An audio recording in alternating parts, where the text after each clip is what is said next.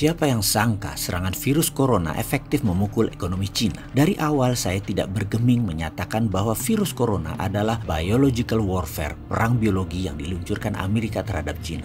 Ini semua bagi pengamat pertahanan adalah lanjutan dari perang dagang Cina-Amerika. Amerika kalah dagang dengan Cina dalam 10 tahun terakhir, atau bahasa ekonominya defisit. Yang kemudian di zaman Trump, Amerika balas dengan meningkatkan tarif masuk yang mahal bagi barang Cina. Ternyata tidak juga memukul Cina.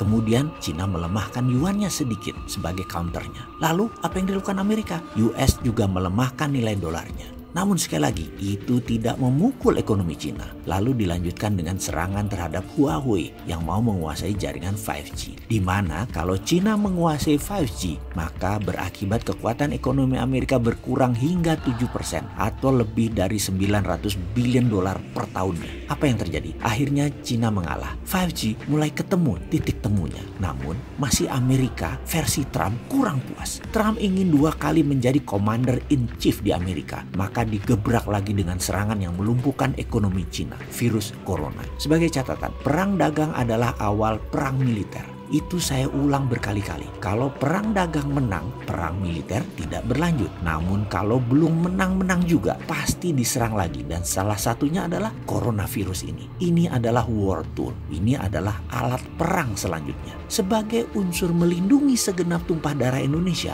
maka penanganan virus corona di Indonesia seharusnya pemimpinnya, garda terdepannya adalah Kementerian Pertahanan. Di bawahnya, Menteri Luar Negeri, Menteri Dalam Negeri, Menteri Kesehatan, dan Menteri Sosial. Ini harusnya mendapatkan perhatian super serius dari pemerintah. Apa efek lainnya? Kita ini ketergantungan sama Cina kan sudah luar biasa. Ya importnya, ya ekspornya. Setiap barang di Indonesia itu pasti ada unsur Cinanya. Untuk melindungi Indonesia dari virus mematikan tersebut, ada baiknya selama 3 bulan atau 6 bulan ke depan tidak ada barang impor dari Cina. Juga mengirim ekspor ke Cina tidak bisa dilakukan atau dibatasi karena Cina itu shutdown. Juga jangan terima migran atau buruh Cina. Jangan, tutup. Semoga hal ini tidak ditanggapi sama pejabat yang sering melindungi kepentingan Cina di Indonesia. Sesekali dia melihat kepentingan yang lebih luas gitu loh. Nggak NKRI banget sih lu. Dengan tidak adanya barang dari Cina tadi, ini menjadi peluang bagi Indonesia untuk memulai berdiri di atas kaki sendiri. Kita harus mulai produksi sebanyak-banyaknya. Apapun kebutuhan dalam negeri harus kita produksi sendiri. Banjiri UKM dengan modal untuk memproduksi kebutuhan tersebut.